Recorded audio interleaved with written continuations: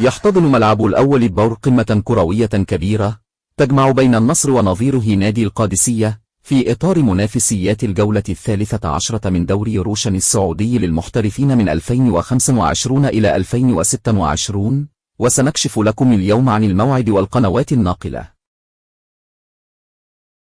يدخل فريق النصر المباراة بشعار لا بديل عن الفوز لأجل مصالحة الجماهير بعد الخسارة من الأهلي في الجولة الماضية، وسيعمل على الخروج بنقاط المباراة كاملة لمواصلة المنافسة على صدارة الترتيب مع نادي الهلال.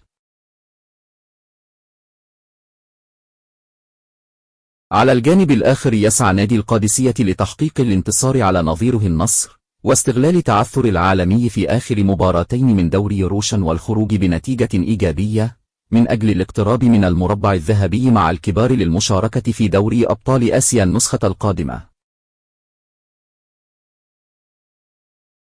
وجدير بالذكر أن فريق النصر يتصدر جدول ترتيب دوري روشن للمحترفين مؤقتا برصيد 31 نقطة بعد تعثره ضد الأهلي، بينما في الجهة المقابلة يقع نادي القادسية في المركز الخامس بالمسابقة المحلية برصيد 21 نقطة بعد فوزه على الشباب. موعد وتوقيت مباراة النصر والقادسية القادمة.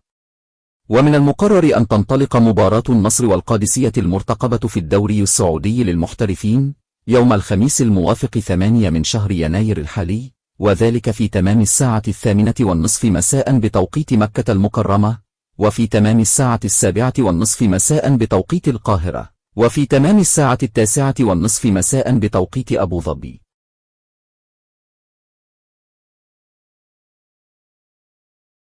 القنوات الناقلة لمباراة النصر والقادسية. حصلت شبكة قنوات 8 على حقوق نقل جميع مباريات البطولات السعودية حتى 2031، وتنقل المواجهات بتقنية HD مجانا دون الاحتياج لأجهزة إضافية.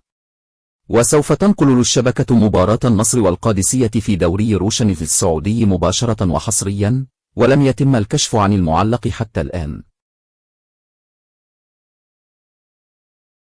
لا تنسى الاشتراك في القناة وتفعيل زر الجرس ليصلك كل جديد.